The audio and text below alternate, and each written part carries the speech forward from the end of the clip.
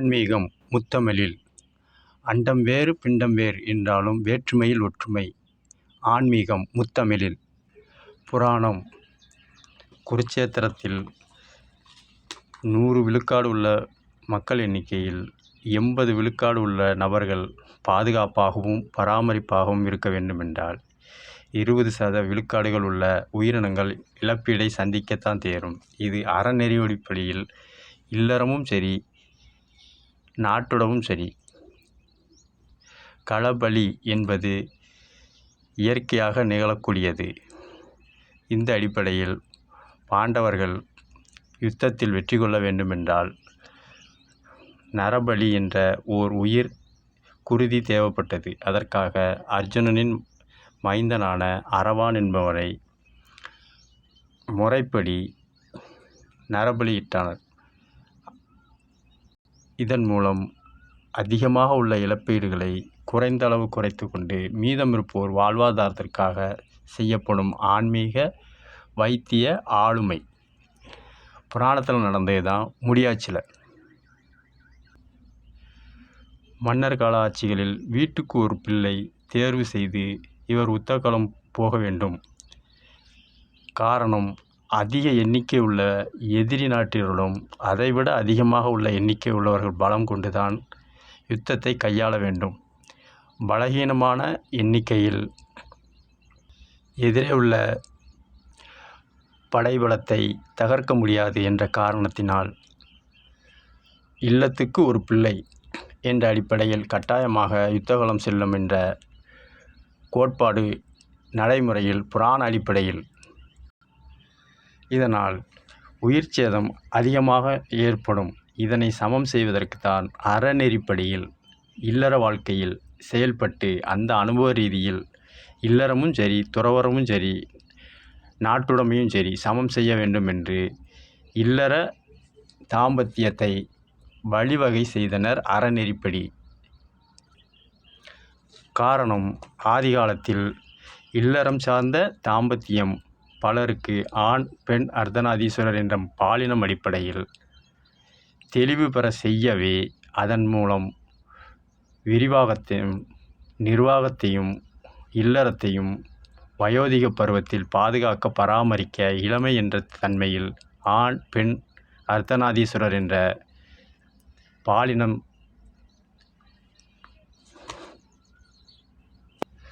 பாதுகாப்பு உயிர் தேவைப்படும் என்பதை உணர்ந்தே ஆலயங்களில் தாம்பத்தியம் பற்றிய விளக்கங்கள் பற்றியும் அதை நடைமுறைப்படுத்தும் செயல்முறை பற்றியும் சிற்பங்களாகவும் கலை தொழில்நுட்ப அடிப்படையில் வரையறுத்து அதனை செதுக்கப்பட்டிருக்கும் ஆலயங்களில் தூண்களிலும் கோபுரங்களில். இதனால் ஆதிகாலத்தில் அதிக அளவில் இல்லறம் சார்ந்த தாம்பத்தியம் என்றது விவரம் தெரியாமல் இருந்தவர்களுக்காக விளக்கத்திற்காக தகவல் தொழில்நுட்பத்தை ஆலயங்களில் தான் செயல்படுத்தினார்கள். இதன் மூலம் இல்லறம் சார்ந்து மனம் முடிக்குமோர் அந்த சிற்பங்களை பார்க்கும் பொழுது வாழ்வாதாரத்துக்கு தேவையான சந்ததிகளை விருத்தி செய்வதற்காக செய்யப்பட்ட தகவல் தொழில்நுட்பம்தான் தாம்பத்தியம் சார்ந்த ஆலயங்களில் சிற்பங்கள். புராணத்தில் நடந்தது தான் முடியாட்சியில்.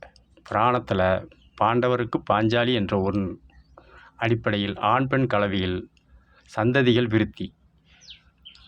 இது புராணத்தில் நடந்தது. இதே செயலை தான் முடியாட்சியில் சிற்பங்கள் மூலம் இல்லறங்கள் சார்ந்த அறநெறிப்படி தாம்பத்தியம் என்ற சிற்பங்களை வரையறுக்கப்பட்டது.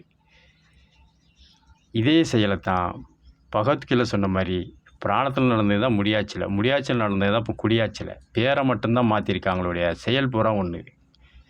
தொழில்நுட்ப சாதனம் என்ற அடிப்படையில் குடியாட்சியில் இல்லறம் சார்ந்த பதிவேடுகள், புகைப்படங்கள், அதனால் ஏற்படும் நன்று தீது சூது இது பற்றிய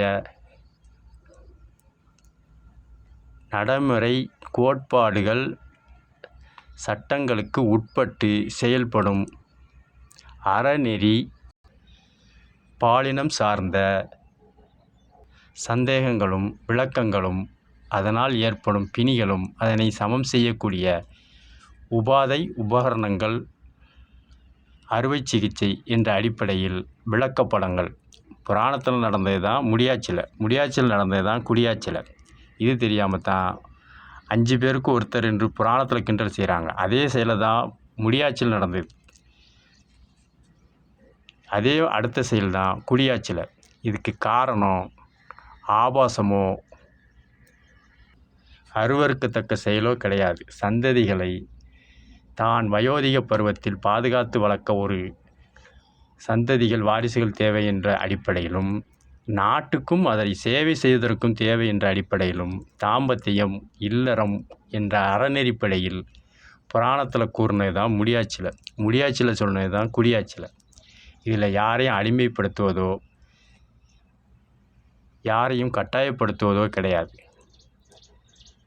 காரணம் 80 விழுக்காடு உயிரினங்கள் பாதுகாப்பாகவும் பராமரிப்பாகவும் விழிப்புணர்வோடும் இருக்க வேண்டும் என்றால் 20% விழுக்காடு உள்ள உயிரினங்கள் சில இழப்பீடுகளையும் இன்னல்களையும் சந்தர்ப்ப சூழ்நிலையில் இழக்க நேரிடும். போர்க்கால அடிப்படையில் போரிடும் எதிரணியர்கள் அவர்கள் நாட்டுக்கு நல்லவர்கள், ஆனால் நம் தேசத்துக்கு எதிரிகள். ஆனால் நம்ம தேசத்தில் போரிடுறவர்கள் அவர்கள் நாட்டுக்கு நம்ம எதிரியாக தென்படுவோம். பார்வை ஒன்று, செயல் வேறு. காரணம் பிற உயிர்களை காப்பாற்ற வேண்டும் என்ற ஒரே நற்செயல் தான் புராணத்தில் கண்ணபிரான் செஞ்சது தான் முடியாட்சியில் நடந்தது தான் புராணத்தில் உள்ளது தான் குடியாட்சியில். போர்க்கால அடிப்படையில் தரைப்படை கடற்படை விமானப்படை என்ற அடிப்படையில் யுத்தங்கள் தோன்றும் காலத்தில் எதிரில் உள்ள தேசத்தில் உள்ள செயல்பாடுகளை சமம் செய்யவும் பாதுகாக்கவும் பராமரிக்கவும் அவரவர் தேசத்தில் உள்ள தரைப்படை கப்பற்படை விமானப்படை வீரர்கள் உயிர் சேதம் இழப்பீடுகள் ஏற்படும். அவ்வாறு உயிரிழப்புகள் ஏற்படவில்லை என்றால் எதிர் அணியில் உள்ள தேசத்தினர் நம் தேசத்தில் வந்து அவர்களுக்குள்ள கோட்பாடுகளை கட்டாயமாக புகுத்தி அறநெறியில் உள்ள இல்லறம் நாட்டினர்களில் கலவரம் யுத்தகலம் அடிமைத்தனம் செய்வதை தடுக்கவே இத்தகைய இழப்பீடுகள் புராணத்தில் நடந்தது தான் முடியாட்சியில் நடந்தது தான் குடியாட்சியில். பேர் மட்டும்தான் மாறியிருக்கு. பகவத்கீதை சொன்ன மாதிரி மாற்றம் ஒன்றே நிரந்தரம். இது தெரியாமல் தான் ஆலயங்களில் அப்போ உள்ளவங்க காமத்தில் உள்ளவங்க அதனால தான் கோயிலில் இப்படி சிற்பத்தை செஞ்சுருக்கிறாங்க அப்படின்னு. மேலும் உதாரணத்துக்கு அந்த சிற்பங்கள் செஞ்ச காலத்தில் மக்கள் தொகை எத்தனைன்னு பார்த்தீங்கன்னா இப்போ உள்ள மக்கள் தொகையோட குறையாதான் இருந்தாங்க. அப்போ காமம் அதிகமாக உள்ளவர்கள்னால் அப்போ இருந்த மக்கள் தொகையோட இப்போ கம்மியாலாம் இருக்கணும். ஆனால் இப்போ தான் அதிகமாக இருக்காங்க. காரணம் மன்னர் காலத்தில் கட்டாயமாக இழப்பீடுகள் ஒவ்வொரு வீட்டுக்கும் போர்க்கால அடிப்படையில் இழப்பீடுகள் செய்யும். அதை சமம் செய்யவே ஆலயங்களில் சிற்பங்களை பால் சார்ந்த தாம்பத்தியம் சார்ந்த சிற்பங்கள் கலைநயத்தோடும் இல்லறம் எப்படி இருக்க வேண்டும் துறவரம் எப்படி இருக்க வேண்டும் சிற்பங்களும் இருக்கும். கட்டாயமாக அனைத்து சிற்பங்களும் இருக்கும். பாலினம் சார்ந்த ஒரு சிற்பங்கள் மட்டும் இருக்காது. ஆனால் குடியாட்சியில் இதே தான் கையாளப்படுகிறது. காரணம் அதை ஆங்கில அடிப்படையில் தமிழங்கலாச்சாரத்தை இன்னும் கிழக்கிந்திய கம்பெனிகள் பேச்சுரிமை சுதந்திரத்தை கொடுத்து எழுத்துரிமையை படிச்சுக்கிட்டாங்க. நாம் ஆலயங்கள் உள்ள சிற்பங்களை ஆபாசம் என்று சொல்கிறவங்க இதை கிழக்கிந்திய கம்பெனிகள் website.com என்ற ஆங்கில பேரில் தான் வச்சுருக்கிறாங்க. நாம் செஞ்சது இழிவு காமம் என்று சொன்னவர்கள் ஆங்கில பெயரில் வச்சு அதையும் பொருளிட்டுகிறார்கள். நாம் அறநெறிப்படி கடைபிடிக்கப்படுவதாக வழிவகை செய்தனர். ஆனால் இங்கே கட்டாயமாக செய்யக்கூடிய பொருளீட்டும் அடிப்படையில் பெயர்களை மட்டும்தான் மாற்றியிருக்கிறாங்க. ஆன்மீக முத்தமிழ் சொன்னால் புரியாது, சொல்லத்தான் புரியும். நம் முன்னோர்கள் அதிக அளவில் சிற்பங்களின் மூலம் ஆபாச முறையில் இருந்தால் என்றால் அன்றைய காலகட்டத்தில் மக்கள் எண்ணிக்கை அதிகமாக இருக்கணும். இதை பாரதியார் இசைத்தமிழில் பாடினதபடி பார்க்கலாம். 30 கோடி முகமுடையால் தான் பாரதியார் காலத்தில் பாடியிருக்காங்க. அப்போ மக்கள் தொகையோட எண்ணிக்கை மொத்தமே 30 கோடி தான். ஆனால் இப்போ குடியாட்சியில் மக்கள் தொகையோட எண்ணிக்கை காமம் இல்லை, பாலுணர்வு இல்லை என்ற அடிப்படையில் கிழக்கிந்தியக்காரர்கள் குளறுபடி செஞ்சு பொருளீட்டும் என்ற எண்ணம் உண்டுண்டா இன்றைய காலகட்டத்தில் அந்த 30 கோடியோட கீழெல்லாம் இருக்கணும். ஆனால் 150 கோடி 170 கோடி அதிகமாக தான் இருக்குது. காரணம், எதிரி நாட்டை சமாளிப்பதற்கு அதிக எண்ணிக்கை தேவை. இதற்காகவும் நன்று தீது சூது எது என்று சட்டத்தால் திருத்த முடியாத, பெரியோர்களால் திருத்த முடியாதவரை சமுதாயம் திருத்தும். அதற்கு இல்லறம் என்ற கால்கட்டு போட வேண்டும் என்ற அறநெறியை நம் முன்னோர்கள் கடைபிடித்து வந்தார்கள். காரணம், நம் முன்னோர்களுக்கு நடந்தது தான் நம்ம தாத்தா பாட்டிக்கு, நம்ம தாத்தா பாட்டிக்கு நடந்தது தான் நம்ம அப்பா அம்மாவுக்கு, நம்ம அப்பா அம்மாவுக்கு நடந்தது தான் நமக்கு, நமக்கு நடந்தது தான் பிள்ளைகளுக்கு. இதை நேரடியாக சொன்னால் புரியாதுன்னு தான் இல்லறம் என்ற தாம்பத்தியம். இதன் மூலம் கால்கட்டு என்று ஒரு பொருள். இதன் மூலம் அவருக்கு ஏற்படும் உணர்வுகள். காரணம், இயற்தமிழில் சொல்கிற மாதிரி தான் பிறருக்கு எப்படி நடந்து கொள்ள வேண்டும் என்கிறோமோ அதே போல் நீ பிறரிடம் நடந்து கொள். இதைத்தான் ஒரு தலைவர் இயற்தமிழில் உலகத்தில் மாற்றம் ஏற்பட வேண்டும் என்று நீ எண்ணுகிறாயே, அந்த மாற்றத்தை உன்னிடம் நீ முதலில் செயல்படுத்து. உன்னாலே செயல்படுத்த முடியாமல் அடுத்தவர்களை கட்டாயப்படுத்தாதே. காரணம், அதற்கு அவரவர்கள் அனுபவம்தான் கற்றுக் கொடுக்கும். அனுபவம் என்பது சமுதாயம்.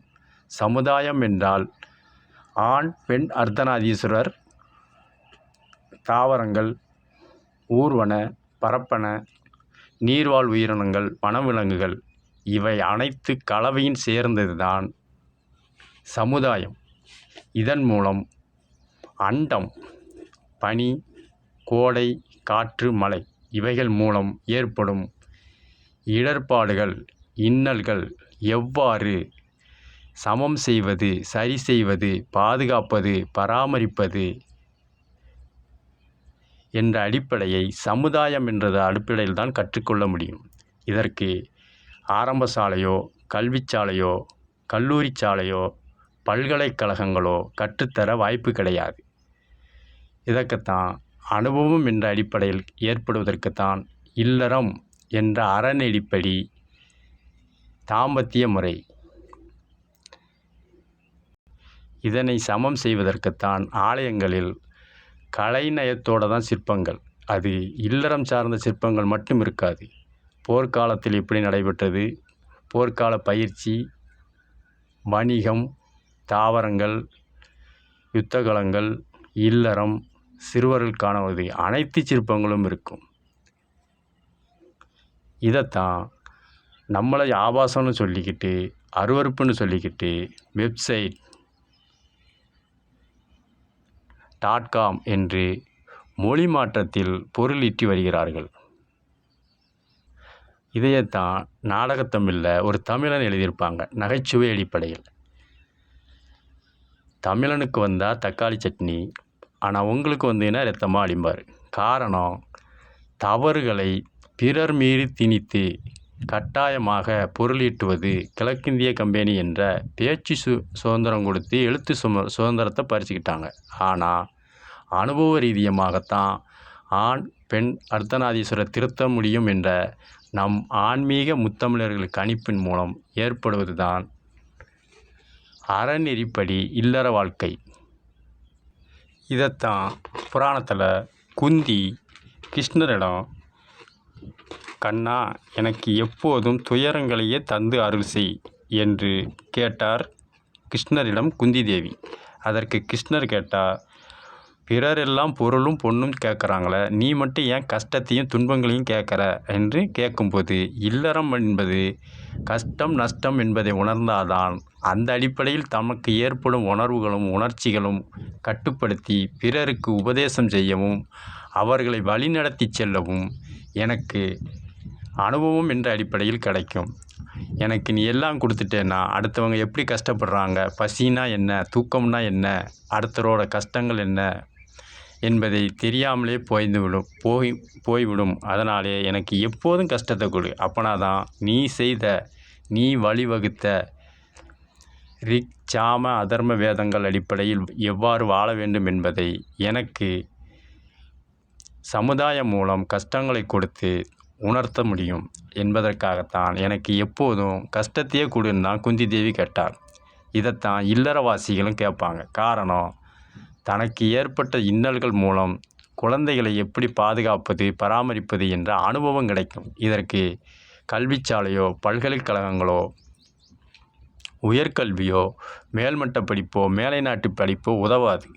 காரணம், அன்றைய காலம், அன்றைய தட்பவெப்பநிலை, அன்றைய மாதம் அடிப்படையில் ஏற்படும் சீதோஷண நிலையும், குடும்பத்தில் உள்ள கோப, தாப, விருப்ப, இஷ்ட, கஷ்ட, நஷ்ட, உயர்வு, தாழ்வு என்ற அடிப்படையில் சமம் செய்வதற்கு ஏற்பட்டதுதான் இல்லறம் என்ற அறநெறி வாழ்வாதாரம்.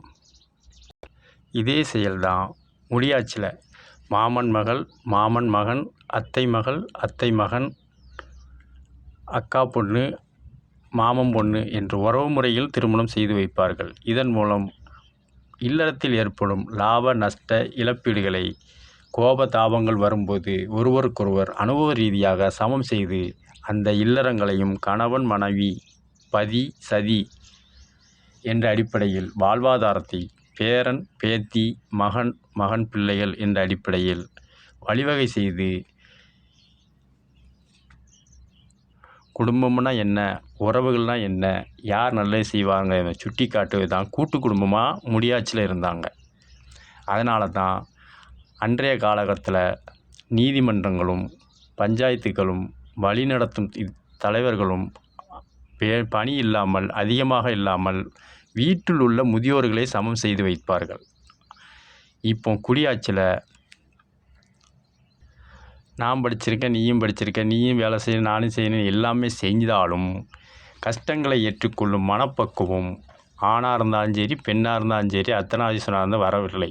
காரணம், லாபத்தை மட்டுமே பெற வேண்டும், நஷ்டங்களை பிறர் சுமத்த வேண்டும் என்ற அடிப்படையில் குழந்தைகள் வளர்ப்பதற்கும் அந்த குழந்தைகளுக்கு ஏற்படும் கழிவுகளை அகற்றுவதற்கும் முதியோர்களை பயன்படுத்துகிறார்கள். பிற காலங்களில் அவர்களை முதியோர் இல்லத்தில் சேர்த்து விடுகிறார்கள். இதனால் அவர்கள் கஷ்டம் என்பதை உணராமலேயே வளர்வதனால தான் பிறர் மீது ஏற்கனவே சொன்ன மாதிரி தான் எப்படி நடந்து கொள்ள வேண்டும் என்று நினைக்கிறோமோ அதே மாதிரி நீ முதல்ல உன்னை வழி நடத்தி செல். ஆனால் இப்போ உள்ளவங்க தனக்கு மட்டும் நன்மை நடக்கணும், ஆனால் நம்மளை சார்ந்த உறவுக்காரங்களும் அந்த கஷ்டத்தை ஏற்றுக்கணும், லாபமற்றது அவங்கள ஏற்றுக்கக்கூடாது என்ற அடிப்படையில் வாழ்வாதாரம் நடக்கிறனால தான் உடல் அளவிலும் மனதளவிலும் பலவீனம் குறைந்து பணம் அதிகமாகி, காரணம் பொருள் மீது தான் அதிகமாக நாட்டம் வைக்கிறார்கள். இத்தனை மணிக்கு இத்தனை வேலைக்கு செய்யலைன்னா நமக்கு பொருள் போயிடும் அப்படின்னு தான் குழந்தைகளையும் பிள்ளைகளையும் தொழிலாளி என்ற சம்பளம் கொடுத்து வைக்கிறார்கள். ஆனால் அந்த குழந்தைகளுக்கு பாசம், பந்தம், பரிவு, அரவணைப்பு என்பதை கிடைக்காமலே சென்று விடுகிறது. இதனால் இல்லறங்களில் அதிக அளவு குடியாட்சியில் பொருள் இல்லங்களிலும் இருக்கிறது. ஆனால் மன அமைதி, நிம்மதி, தூக்கம், முறையான உணவு, நோய் இல்லாமை என்ற எதுவுமே கிடையாது. இதன் மூலம் ஒருவருக்கொருவர் மனஸ்தாபம், மனச்சஞ்சலம் ஏற்பட்டு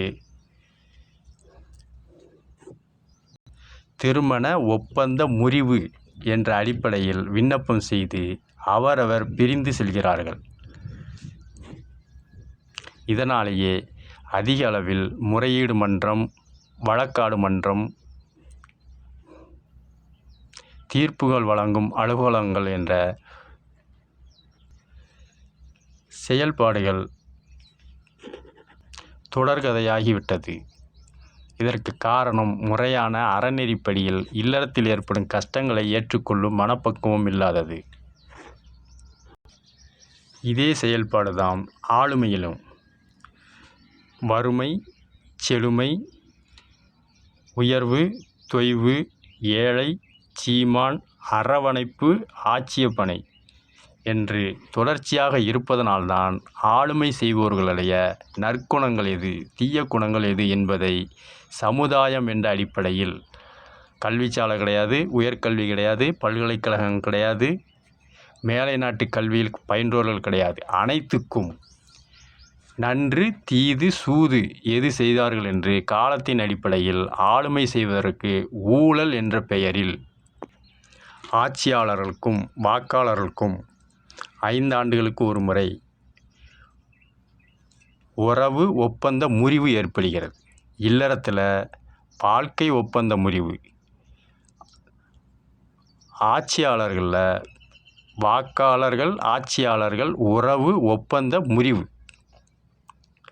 பேர் தான் மாறுபடுதே ஒழிய புராணத்தில் நடந்தது தான் முடியாட்சியில் நடந்தது தான் குடியாட்சியில். இந்த தகவல் 40-50 வயதுகளை கடந்த ஆண் பெண் அர்த்தநாதீஸ்வரருக்கு மட்டும் புரியும். காரணம், ஆன்மீகத்திலும் நம்பிக்கை வேணும், தமிழ்லேயும் நம்பிக்கை வேணும். ரெண்டுலேயும் நம்பிக்கை இல்லாதவர்கள் பிற மொழி கற்றவர்களுக்கு ஆன்மீகம் முத்தமிழ் புரியாது, புலப்படாது.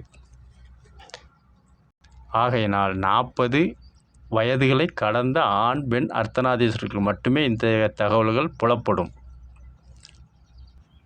நடைமுறையில் 40 வயதுக்கு கீழே உள்ளவர்கள் முள்ளு குத்திருச்சுன்னு தான் சொல்லுவாங்க. ஆனால் 40 வயதை கடந்த மேலவர்கள் முள் இருந்ததை கவனிக்கலை, நான் முள்ளில் மீச்சிட்டேன்னு தான் சொல்லுவாங்க. காரணம், உலகில் ஏற்படும் மாற்றங்கள் முதலில் உன்னிடம் தொடங்க வேண்டும். அதை விட்டுட்டு நீ வழியில் முள்ளை வெட்டி போட்ட, அதனால தான் நான் மீச்சிட்டேன். முள் வருஷக்கணக்காக அதே இடத்துல தான் கிடக்கும். அது அனுபவ ரீதியாக தான் நம்ம நடைமுறை படுத்தி செயல்படுத்தணுமே ஒழிய, இது 40 வயது கடந்தவர்களுக்கு வரும் அனுபவம் என்ற பாடம். இது உணராதவர்களுக்கு வாழ்க்கை ஒப்பந்த முறிவும், இல்லறத்திலும் வாக்காளர் ஆட்சியாளர் ஒப்பந்த முறிவு என்ற ஆட்சி கலைப்பும், நாட்டில் வீட்டில் உள்ள வீட்டுறவே நாட்டுயர்வு. புராணத்தில் நடந்தது தான் முடியாட்சியில் நடந்தது தான் குடியாட்சியில். பேர் மட்டும்தான் மாறுது. ஆன்மீகம் முத்தமிழில். இல்லறம் சார்ந்த அனுபவ பாடத்தை மகாபாரத்தில் நடந்ததை சொல்லுவாங்க. யுத்த காலத்தில் குந்தி தேவியின் மகனாக கர்ணன் இறந்து கிடப்பான். அந்த நேரத்தில் இறந்தது யார் என்று தெரியாமல் பிற சகோதரர்கள் குந்தியின் குரல், அதாவது நமது தாயோட குரல் கேட்குது, இறந்தது கர்ணனா கண்ணனா அர்ஜுனனா என்று கேட்பார்கள். உடனே யுத்த காலத்தில் குந்தி தேவி கர்ணனை மடியில் போட்டு என் மகனே என்று அழுவாள். அப்போது அர்ஜுனன் நடந்ததை கேட்கும்போது, கண்ணா இது என்ன நடந்தது என்று கேட்கும்போது, அவர்தான் உனது மூத்த சகோதரர் என்று சொல்வார். இது ஏன் என்கிட்ட முதலே சொல்லலை, என் கூட பிறந்த சகோதரனே என் கையாலேயே கொல்ல வச்சிட்டிய, இது உனக்கே நல்லா இருக்கா என்று கண்ணனை பார்த்த அர்ஜுனன் கேட்பான். அதற்கு கண்ணன், வாழ்வாதாரத்தை பற்றி புரிந்து கொள்ளாமல் செயல்படுகிறாயே, அவன் கர்ணன் என்ற ஒருவனை உன்னால் கொல்ல முடிந்ததா? உனக்கு முன்னாலேயே அவனை அனுபவம் என்ற 7 நபர்கள் சமுதாய அடிப்படையில் கொன்றுவிட்டார்கள். 8வதாக இறந்த உடம்பை தான் உன்னால் கொல்ல முடிஞ்சது என்று சொல்வார்கள் கண்ணன் அர்ஜுனனை பார்த்து. காரணம், அனுபவம் என்ற ரீதியில் பல உயிர்கள் மனதளவில் பாதிக்கப்பட்டு இறப்பதை, ஆன்மாவுக்கும் உயிருண்டு என்பதை சொல்வதைத்தான் சூட்சமமாக சொல்வார். இது எப்படி என்று விளக்கம் பார்த்தால், முதலில் இந்திரன் அந்தணர் வேடமிட்டு கர்ணனிடம் உள்ள பாதுகாப்பு கவசத்தையும் குண்டலத்தையும் நயவஞ்சகமாக கவர்ந்து சென்றதனால் முதலில் கொன்றது இந்திரன் கர்ணனை. 2வது, போர்க்கால பயிற்சி அடிப்படையில் பரசுராமனிடம் கர்ணன் தவறான குலத்தை சேர்ந்தவன் என்பதை உணர்ந்த பின்பு, உனக்கு போர்க்களத்தில் நான் கற்றுக் கொடுத்த வித்தைகள் பாதுகாக்கும் சமயத்தில் உனக்கு பயன்படாமல் போகும் என்று பரசுராமன் கர்ணனை சாபமிட்டார். இதன் மூலம் கர்ணனை பரசுராமன் 2வது முறையாக அனுபவ ரீதியில் கொல்லப்பட்டார் கர்ணன். 3வதாக கர்ணன் ஒரு சமயம் பயணிக்கும்போது கர்ணனுக்கே தெரியாமல் அவன் தேர் சக்கரத்தில் ஒரு அந்தணரின் மகன் உயிரிழக்க நேரிடும். இதை சற்றும் எதிர்பாராமல் கர்ணன் அந்த அந்தணரிடம் தான் அவருடைய மகன் சடலத்தை எடுத்து இறுதிச் சடங்குகளை செய்து இது பண்ணும்போது அந்த அந்தணர் கர்ணனிடம் எந்த தேர் பயணத்தின் போது பிறரோட கஷ்ட நஷ்டங்களை உணராமல் மன்னன் என்ற அகம்பாவத்தில் செயல்பட்டாயோ அதே தேர் உன் போர்க்களத்தில் உன் வெற்றிக்கு காரணமாகும் நேரத்தில் தேர் சக்கரம் பயன்படாமல் போய்விடும் என்று மகனை இழந்த துக்கத்தை கர்ணன் என்ற வேந்தனிடம், காரணம் வேந்தன் என்பது பயணிக்கும் போது கூட தன்னை நம்பியிருக்கும் மக்களுக்கு எந்த தீங்கும் ஏற்படக்கூடாது என்பதை உணர்த்தவே சமுதாயம் என்ற அடிப்படையில் நான் எப்படி தேர்கால் என் மகனை ஏற்றி அலட்சியம் என்ற அடிப்படையில் பலியிட்டாயோ அதே அடிப்படையில் அந்த தேர் உனக்கு வெற்றி பெறக்கூடிய சமயத்தில் சக்கரம் பலனில்லாமல் பழுதடையும் என்று 3வது முறையாக கர்ணனை மகனை இழந்த அந்தணர் அனுபவம் என்ற ரீதியில் கொன்றுவிட்டார். 4வதாக நாகாசுரத்தை ஒரு முறைக்கு பின்பு மறுமுறை அர்ஜுனனின் மீது ஏவக்கூடாது என்று கர்ணன் குந்தியின் மகன் என்ற பாச பிணைப்பில் சமுதாய அனுபவ ரீதியில் வரம் பெற்றாள். இதனால் கர்ணன் யுத்த காலத்தில் நாகாசுரம் முதல் விடும்போது கண்ணபிரான் காப்பாற்றிட்டார். 2வது அஸ்திரத்தை எடுத்து விட்டுருந்தார்னா கர்ணன் மூலியமாக அர்ஜுனன் இறந்துருப்பான். இதனால் குருட்சேத்திரம் நடக்காமல் போயிருக்கும். இதைத்தான் அனுபவ பாடம், சமுதாயம் கற்றுக் கொடுக்கும் பாடம் என்ற அடிப்படையில் 2வது முறையாக கர்ணன் அர்ஜுனன் மீது நாகாஸ்திரம் விடக்கூடாது என்று குந்தி தேவி கர்ணன் தாய் மகன் என்ற பாச பிணைப்பில் சமுதாயம் என்ற அனுபவ பாடம் மூலம் 4வதாக குந்தி தேவி கர்ணனை அனுபவ பாடம் என்ற சமுதாயத்தின் மூலம் கர்ணனை கொன்றாள். 5வதாக யுத்த களத்தில் சல்லியன் என்ற தேரோட்டி கர்ணனின் தேர் சக்கரம் மேலே சொன்ன அந்தணரின் சாபத்தால் பள்ளத்தில் வீழ்ந்துவிட்டது, பதிந்துவிட்டது. இதனை கண்டு கர்ணன் சல்லியனிடம் சக்கரத்தை வெளியே எடு என்று சொன்னதற்கு, எனக்கு தேர் ஓட்டுவதற்குத்தான் உத்தரவு, உனக்கு கீழ்ப்படிந்து வேலை செய்வதற்கு எனக்கு சமுதாயம் என்ற வேந்தர், இங்கேயும் அனுபவம் என்ற பாடம் வேந்தர் உத்தரவிடவில்லை, அதனால் நீயே சக்கரத்தை எடுத்துக்கொள் என்று சல்லியன் என்ற பெயருடைய சமுதாயம் சார்ந்த நபர் நடுவழியில் தேரை விட்டுவிட்டு 5வதாக கர்ணனை சல்லியன் என்பவர் சமுதாயம் என்ற அனுபவ பாடம் மூலம் கொன்றுவிட்டார். 6வதாக கர்ணனுட்ட நாகாஸ்திரம் உன் தலையில் பட்டு நீ உயிர் விடாமல் இருக்க அர்ஜுனன் என்ற உன்னை கண்ணன் என்ற நான் காப்பாற்றியதால் கர்ணனுக்கு யுத்த காலத்தில் எதிரியின் எண்ணிக்கை அர்ஜுனன் என்ற அடிப்படையில் உயர்த்தியதால் சமுதாயம் என்ற அனுபவ ரீதியில் தேரை தெய்வம் என்ற அடிப்படையில் அழுத்தி உன்னுயிரை காப்பாற்றி கர்ணனை 6வது நபராக நான் கொன்றுவிட்டேன். 7வதாக தர்மம் என்ற அடிப்படையில் கர்ணன் பெற்றிருந்த தர்மத்தினை அந்தணர் வேடமிட்டு தெய்வமாகிய கண்ணனாகிய நான் அவன் தர்மத்தையே பெற்று 7வதாக தெய்வம் என்ற முறையில் கண்ணனை அனுபவம் என்ற சமுதாய அடிப்படையில் 7வது முறையாக கண்ணனை நான் கொன்றுவிட்டேன். இப்படி ஏற்கனவே 7 நபர்கள் கர்ணனை சமுதாயம் அனுபவம் என்ற ரீதியில் மறைமுகமாக கொன்றுவிட்டார்கள்.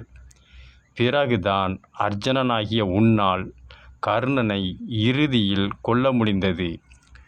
இது தெரியாமல் செத்த பாம்பை அடித்துவிட்டு பாவம் ஒருவிடம் பழி ஒருவிடம் என்று வீராப்பு பேசுகிறாய். தர்மம் நிலைக்க இவைகள் யாவும் நிகழ்ந்தே தீரும். இதில் அவரவர் பங்குக்கு கர்மா பாவம் என்ற அடிப்படையில் விதிவிலக்குகள் உண்டு. உன் ஒருவனால் மட்டும் கர்ணனை கொல்ல முடியவில்லை. ஏற்கனவே 8 பேர் கொன்னதுக்கு அப்புறம்தான் 8ஆவதாக நீ கர்ணனை கொன்றாய். இது தெரியாமல் செத்த பாம்பை அடிச்சுக்கிட்டு நான் தான் கொன்னேன், பாவங்கள்லாம் எனக்குத்தான் வரும்னு நீ சொல்கிறது தவறு என்பதை அனுபவ பாடத்தை புராணத்தில் பதிவேடாக உள்ளது. இதைத்தான் முடியாட்சில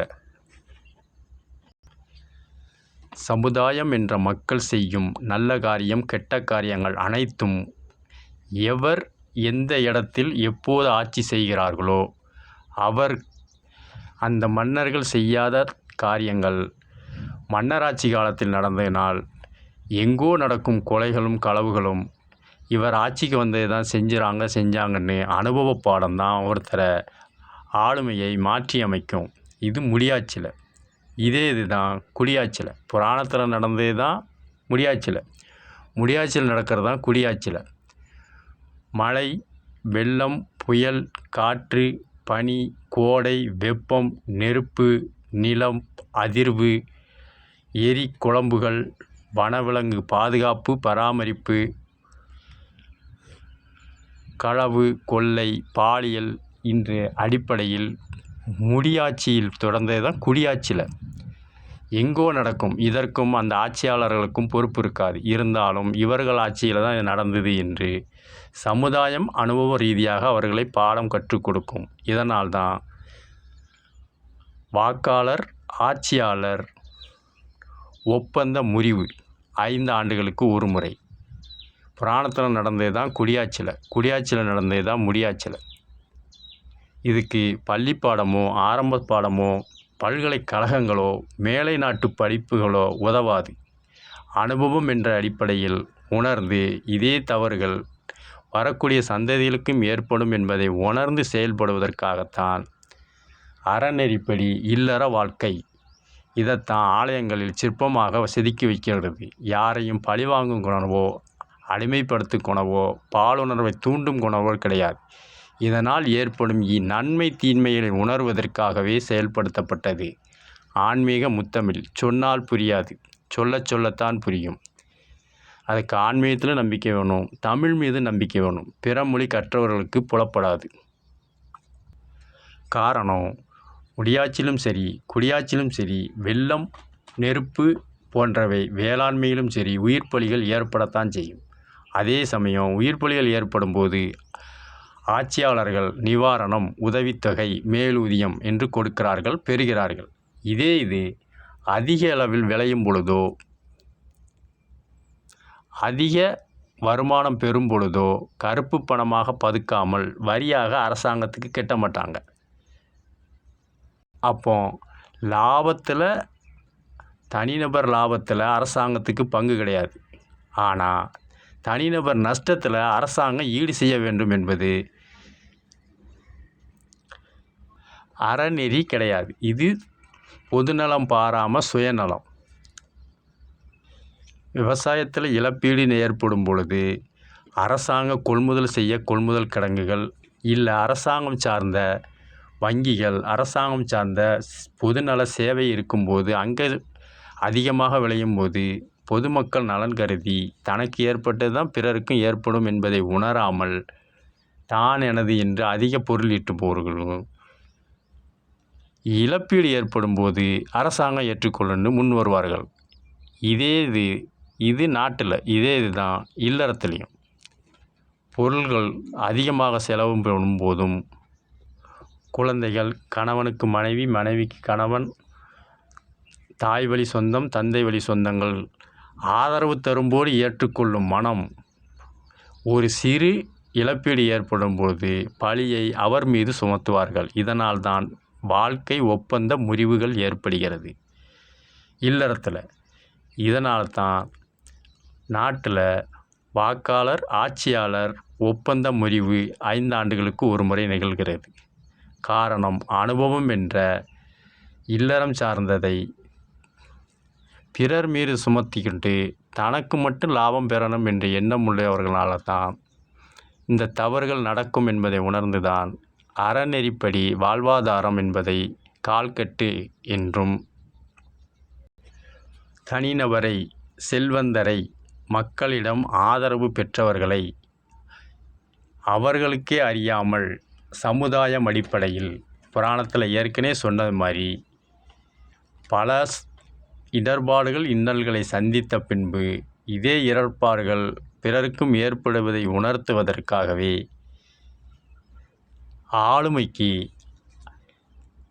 இயற்கை என்ற சமுதாயம் அழைத்து வருகிறது. இது தெரியாமல் நாங்கள் தான் மக்களுக்கு நல்லது செய்ய போகிறோம், நாங்கள் ஆட்சிக்கு வரப்போகிறோம், நாங்கள் அரசாங்கம் செய்ய போகிறோம் என்று வருகிறார்கள்.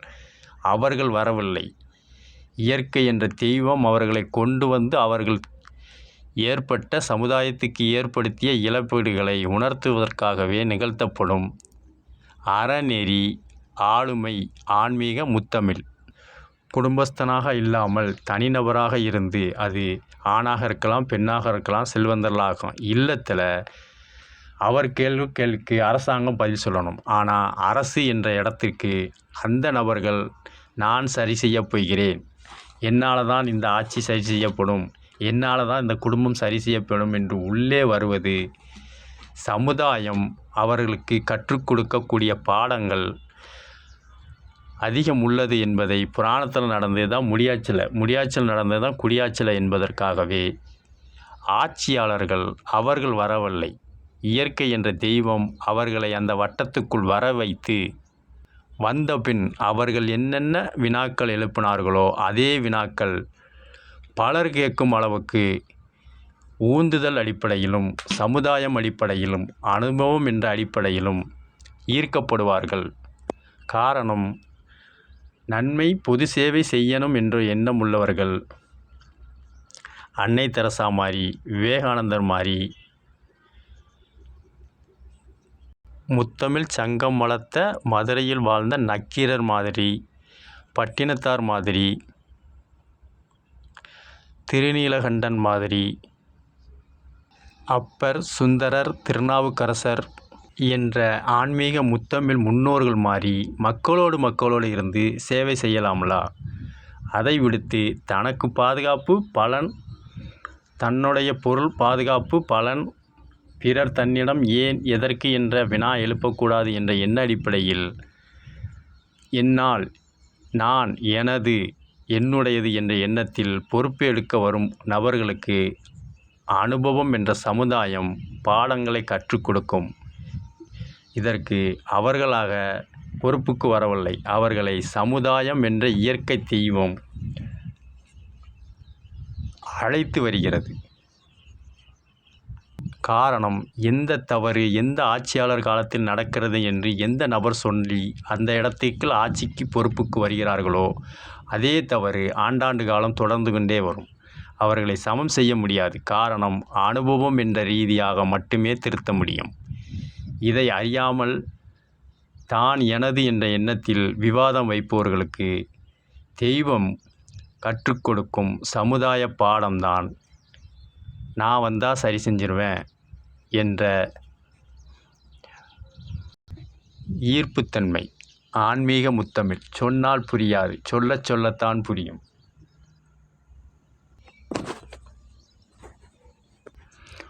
உதாரணத்துக்கு மக்கள் திலகம் என்னால் ஓரளவுக்கு செய்ய முடியும் என்ற முயற்சி அடிப்படையில் வந்தார். அதுவும் மக்களால் தான் வந்தார். அவராக முதலில் பொறுப்பு எடுத்து வரவில்லை.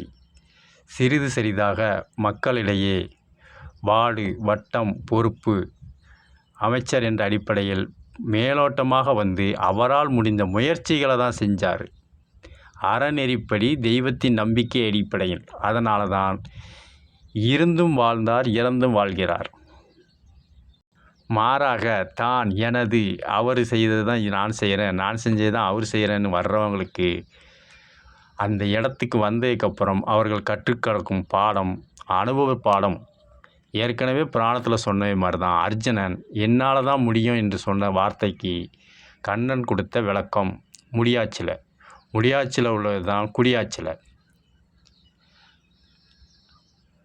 குடியாச்சில மக்கள் திலகம் அவர்கள் பொறுப்புக்கு வந்தோடனே ஆந்திராவில் உள்ள அதே என்டிஆர் என்பவர் மக்கள் திலக எம்ஜிஆர் அவர்களை சந்திக்கும் போது அவர் உணவு உண்டு கொண்டு இருந்தார். அப்போது என்டிஆர் அவர்கள் மக்கள் திலகம் எம்ஜிஆரிடம் கேட்டிருக்காங்க, எப்போவும் சாப்பாட்டு மேலேயே கண்ணாக இருக்கீங்களே, இது உங்களால் இது பண்ண முடியுமா? நாம் வாழறதும் தாழறதும் ஒருவருக்கு அளிக்கும் உணவு மூலியமாகவே. உணவு ஒருத்தனுக்கு தான் அனைத்து நோய்களையும் உண்டாக்குது, சரி செய்கிறது. இந்த அடிப்படையில் தான் நான் ஆதி காலத்தில் ஏற்பட்ட உணவு கிடைக்காம நான் பட்ட கஷ்டங்கள் பிறருக்கும் ஏற்படக்கூடாது என்ற ஒரே காரணத்தினாலே குடும்பத்தில் நான் இருந்தனால நல்லா கவனிக்கணும். தான் எனக்கு கல்யாணம் வேண்டாம், நான் விவாகரத்து பண்ணிடுவேன் என்ற ஆணாக இருந்தாலும் சரி பெண்ணாக இருந்தாலும் போகலை எம்ஜிஆர். எதுனாலும் அறநெறிப்படி சந்தித்தார். அதன் மூலம் ஏற்பட்ட அனுபவம் தான் அவரை பக்குவப்படுத்தி தனக்கு ஏற்பட்ட இடர்பாடுகள் தான் பிறருக்கும் ஏற்படும் என்று சத்துணவரை உணவாக்கினார். அந்த அடிப்படையில் தான் என்டிஆர் அவர்கள்கிட்ட, என்டி ராமாராவ் அவர்கள்கிட்ட எப்போ வந்தாலும் யார் என்ன கேட்டாலும் உணவை மட்டும் நம்ம கொடுத்துடணும். அதுக்காக தானே வாழ்கிறாங்க, அதுக்காக தானே கஷ்டங்கள் நஷ்டங்கள் இழப்பீடுகள் உயிர் சேதங்கள் ஏற்படுகிறது என்று சொன்னார். இதை உணர்ந்த அனுபவ ரீதியாக உணர்ந்த, அதாவது தனக்கு வந்து தான் பிறருக்கும் வரும் என்பதை, அதாவது சத்யா என்ற தாய் உணவுக்காக எம்ஜிஆர் மக்கள் திலகத்திடம் எவ்வாறு உணவுக்கு கஷ்டப்பட்டார்களே என்ற அனுபவ பாடம் சமுதாயம் கற்றுக் கொடுத்த பாடத்தினால் இதே நிலைமை தான் பலருக்கும் உண்டும். அதை முழுமையாக நம்மளால் சரி செய்ய முடியாது, ஓரளவு சரி செய்யலாம் என்று முயற்சி பண்ணினால தான் சத்துணவு இன்னும் நிரந்தரமாக ஓடுது. மக்கள் திலகம் எம்ஜிஆர் உருவாக்கினது. இதை அனுபவ ரீதியாக கல்வியில் போய் படிக்கலை, உயர்கல்வியில் படிக்கலை, மேலை நாட்டில் போய் படிக்கலை, பள்ளிக்கூடத்தில் படிக்கலை, பல்கலைக்கழகத்தில் படிக்கலை. எம்ஜிஆர் என்ற மக்கள் திலகம் பட்ட சமுதாய அனுபவ பாடம் எம்ஜி ராமச்சந்திரன் என்றவர் மூலம் என்டி ராமாராவுக்கு இதே நிலைமை தான் எல்லாருக்கும். அனுபவ ரீதியாக என்டி ராமாராவ் உணர்ந்ததுனால தான் அவர் ஆட்சிக்கு வந்தோடனே அவர் முதல்ல போட்ட கையெழுத்து திருப்பதி ஏழுமலையான் கோயிலில் அன்னதானம் போடும் திட்டம். இதுக்கு அனுபவம் தான் தேவை. தான், எனது, என்னது என்ற எண்ணம் வரக்கூடாது. அவ்வாறு என்னால் தான் சரி செய்ய முடியும், என்னால் தான் ஆட்சி செய்ய முடியும், என்னால் தான் மக்கள் குறைய தீர்க்க முடியும் என்ற எண்ணத்தில் மட்டும் வரும் நபர்களுக்கு அவர்கள் பொறுப்புக்கு வந்ததுக்கப்புறம் ஏற்படும் கஷ்ட நஷ்டங்கள் அவர்களுக்கு தெய்வம் கொடுக்கும் தண்டனை. இதைத்தான் இயற்தமிழில் நீயா வரலை, உன்னை இயற்கையாக உன்னை அழைத்து வந்திருக்குது என்று தான் சொல்வார்கள். நம் கிராமங்களில் கேட்டிருப்பீங்க, நான் அங்கே போய் சம்பாதிச்சிட்டு வந்துடுவேன், இங்கே போய் சம்பாதிச்சிட்டு வந்துடுவேன், எனக்கு வீடு வேண்டாம், கல்யாணம் வேண்டாம், ஆணுக்கு பெண் தேவையில்லை, பெண்ணுக்கு ஆண் தேவையில்லை, எனக்கு பொருள் இருந்தால் போதுன்னு சொன்ன உடனே வெளியில் போய் அவங்க கஷ்டப்பட்டு பொருள் சேர்த்ததுக்கு வந்ததுக்கு அப்புறம் அங்கெல்லாம் கொடுத்த அனுபவம் அவர்களை பக்குவப்படுத்தும். அந்த செயல்பாடு இல்லறத்தில், அதே செயல்பாடு தான் நாட்டுடவில் தான், எனது என்று செயல்பட்டு என்னால் தான் சமம் செய்யப்படும் என்ற எண்ணத்தில் அறநெறிப்படி தெய்வம் அழைத்து வருவது தான். நாங்கள் வந்தால் தான் ஆட்சி சரியாகும், எங்களால் தான் சரி செய்யப்படும் என்ற மமதையை குறைப்பதற்காக இயற்கையில் நடக்கும் செயல்பாடு ஆன்மீக முத்தமிழ். சொன்னால் புரியாது, சொல்லத்தான் புரியும். காரணம், என்னால் சரி செய்யப்படும் என்று சொல்லும் வார்த்தையை விட்டு என்னால் முயற்சிக்கப்படும் என்ற வார்த்தை என்று வருகிறதோ அப்பொழுதுதான் மனிதன் ஆகிறான் என்றதை ஆன்மீகத்தில் சொன்னது தான் முடியாச்சில் சொன்னது தான் குடியாச்சில். பேர் மட்டும்தான் மாறுதே ஒழிய செயல்பாடுகள் உள்ளாம் கண்ணன் சொன்ன மாதிரி புராணத்தில் உள்ளது தான். ஏற்கனவே சொன்ன மாதிரி தான் குந்தி தேவி கண்ணனிடம் எனக்கு கஷ்டத்தை மட்டும் கொடு என்ற வார்த்தையை வச்சு தான் அவன்தான் மனிதன் என்ற நாடகத்தமிழில் கண்ணன் மீது பற்று கொண்ட கண்ணதாசன் எழுதின பவுல். நான் இருக்கும் நிலைமையிலே என்ன கேட்பேன், இன்னும் நன்மை செய்து துன்பம் வாங்கும் உள்ளம் கேட்பேன். குந்தி தேவி கண்ணனிடம் கேட்டது தான் இசைத்தமிழில் கண்ணதாசன் எழுதியிருப்பாங்க. அதில் கூட கண்ணன் மீது பற்று வைத்து கண்ணனை பாடுறதா தான் இருக்கும். ஆட்டுவித்தால் யார் ஒருவர் ஆடாதாரோ கண்ணா, ஆசை என்னும் தொட்டினிலே ஆடாதாரோ கண்ணா, நான் இருக்கும் நிலைமையிலே என்ன கேட்பேன், இன்னும் நன்மை செய்து துன்பம் வாங்கும் உள்ளம் கேட்பேன். குந்தி தேவி கேட்டது தான் கண்ணதாசன் எழுதினார். காரணம், தனக்கு ஏற்பட்டது தான் பிறருக்கும் ஏற்படும் என்பதை உணர்ந்தவர்கள் பொதுநலவாதியாக இருக்கிறார். தனக்கு ஏற்பட்டதை பொறுப்புக்கு பழி வாங்கணும் என்ற எண்ணத்தில் போகிறவங்களுக்கு தெய்வம் கற்றுக் கொடுக்கும் பாடம். இதைத்தான் நீங்கள் ஆட்சிக்கு வரல, உங்களை ஆட்சிக்கு வர வச்சு உங்களுக்கு பாடம் கற்பிப்பதற்காக இயற்கை என்ற தெய்வம் நடத்தும் என்பதை புராணத்தில் உள்ளது தான் அர்ஜுனனுக்கு கண்ணன் செய்த உபதேசம்.